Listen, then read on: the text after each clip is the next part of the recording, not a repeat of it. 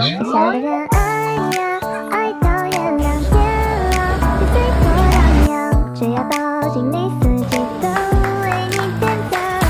baby，我说到就做到，别再逃跑。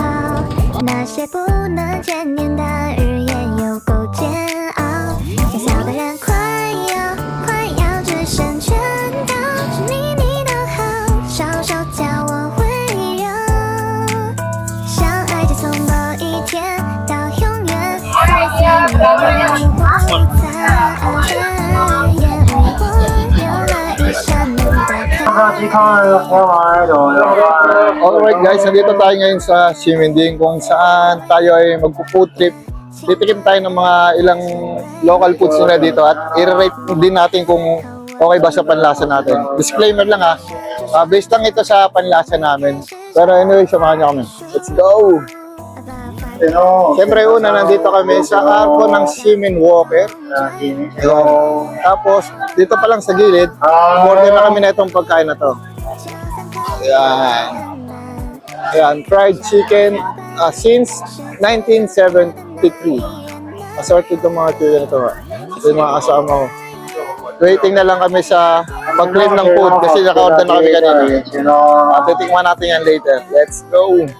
Okay guys, nandito pa rin tayo sa kahabaan pa rin ng Ximending. At ito yung aming unang food stop. Yung nabilan pala namin sa Jiguang Fried Chicken. Ito yun. Yan. Tapos, i-rate natin from 1 to 10 kung kamusta sa panlasa natin. Papakita ko sa inyo yun naman. Buksan mo na. Ito ba yun naman? Hindi, buksan mo na. Ayun. Sige, bubuksan na daw namin ng ganito. Pina. Sige, let's go. Natin. Ano muna to? Ay, wow. So ito siya. Tingnan niya. Yeah, let's go. Yun, no? Di ba? Okay. Tikman natin. It's Tiki Man time. Anong rate? Kain.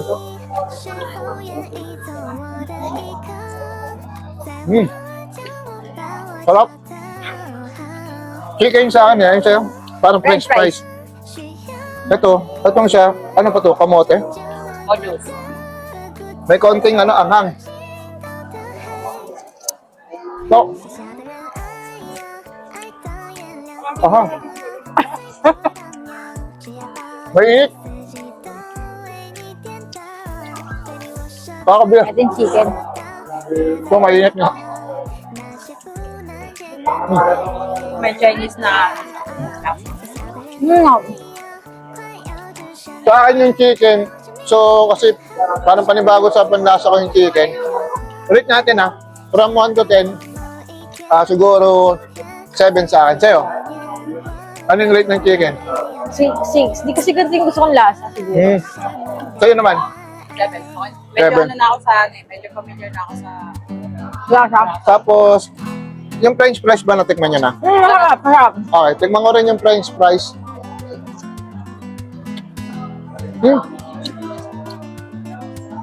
Parang French fries lang sa Jollibee, kaya sa McDo. Hindi, kakaiba yung French fries yun lang. Ayun sa,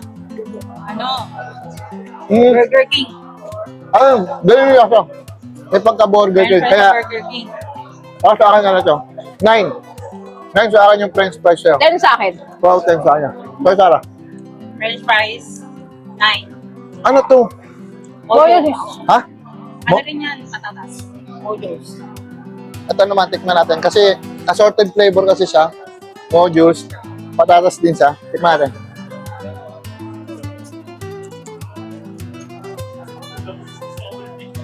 Ang init. Ay, nga pala yung presyo pala ito. Magkano presyo nito? 198. 198 NTD. NTD. Pero pwede So, siya.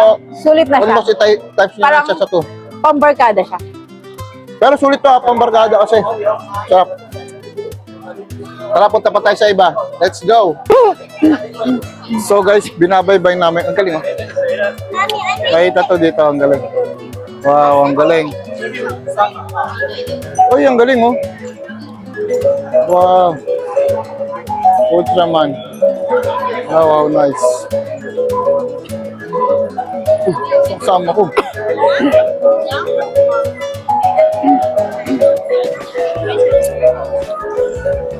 Nice, nice.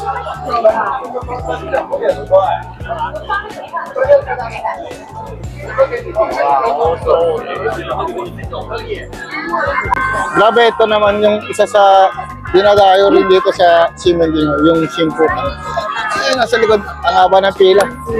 So, tignan natin kung makakabili tayo. Pero kung hindi, ano muna tayo ng iba yung, syempre, yung walang masyadong pila. Para naman masulit pa natin yung mga iba pang pwedeng makain dito. Let's go.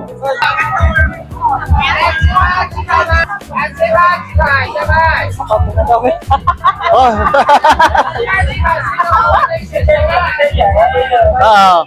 Ang Pilipino, si Sarah na nandito. Yeah. Thank you, Sese. Okay guys, ito na yung pangalawa namin food trip. Dito pa rin sa Simending, no? Kung saan bumili kami ng Taiwanese sausage. Yan. Tig-isa na kami kasi pag tingin namin mabibitin kami. Tsaka mukhang masarap. Tsaka yung nabilan pala namin guys, dito rin pala bumili ang ating sikat na artist na si Sharon Cuneta. Cheers! Rate din natin ito, no? Tikman natin. Let's go! Filipino? Okay. Filipino kami nakita dito. Akala nila sikat kami vlogger, pero di nila alam. Hindi. Na-enjoy lang namin yung moment namin dito sa Taiwan.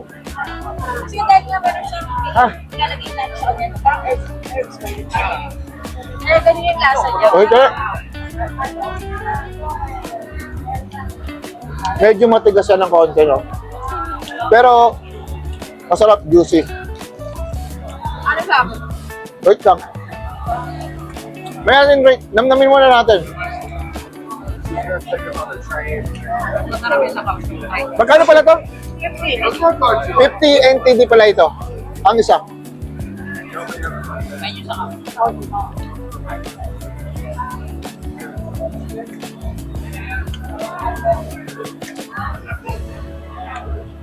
Mainit eh. Ako ulit, siguro ang mararate ko dito 1 to 10. Fanatic naman ako ng mga sausage pero hindi ko lang parang may something na hindi lang lagpit sa panlasa ko pero masarap siya. Siguro para sa akin 6 to 6. Ikaw naman? Sa akin nasan naman siya? 8. Wow, nagustuhan mo ha. 7. Bebe. Naman siyang ano? Lilibot pa ulit tayo dito. Tingnan natin kung ano pang pwede natin iba pang makain.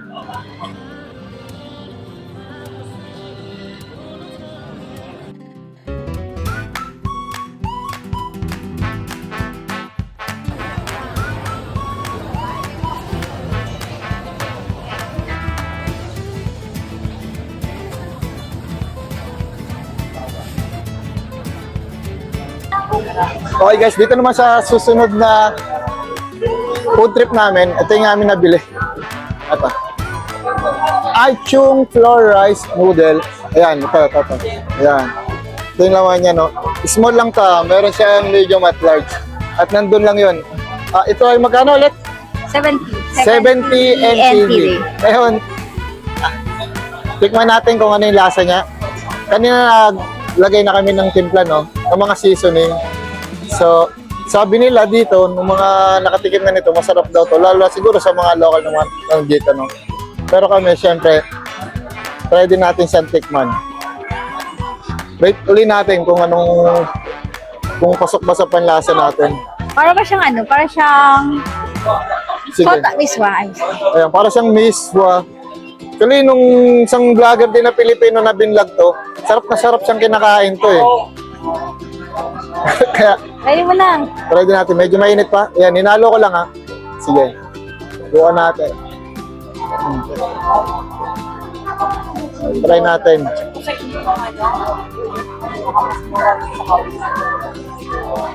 Natin. Natin.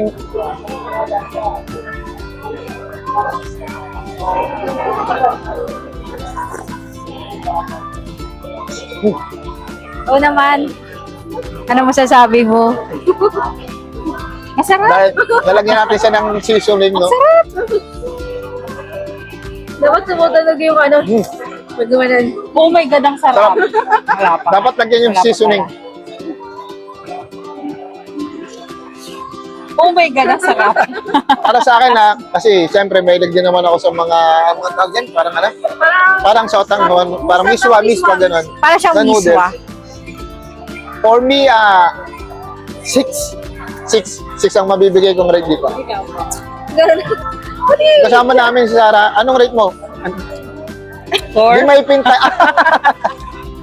Oo, kasi yung amoy pa lang eh. Yung amoy pa lang kasi niya. Sige. Konti lang. Baka part taste ulit. Pakita mo sa kanya. Ito. Sige. Bigop konti. Ano kaya yung itsura ng mukha niya? Ba't ganyan? Ha? Hindi ako Ay, ano? mahilig. Disclaimer lang ulit Siyempre, based naman to sa panlasa namin. Kaya, Sa kanya. iba-iba kami, no? Akin 6, sa kanya 2, sa kanya naman 4. Yun, depende sa panlasa nyo. Pero, ayun nga, dinadayo rin kasi itong Aichung flour rice noodle dito sa Simending. Okay? Hanap ulit tayo kung meron pa tayo makikita. Next stop.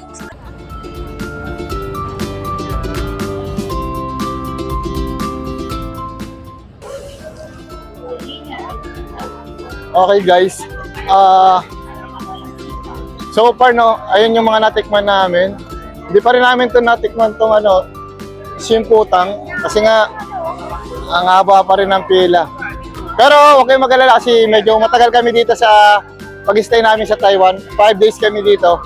Siguro sa mga susunod na araw, iba na naman yung vlog ang aming mga gagawin. Kaya naman sana, supportahan nyo kami.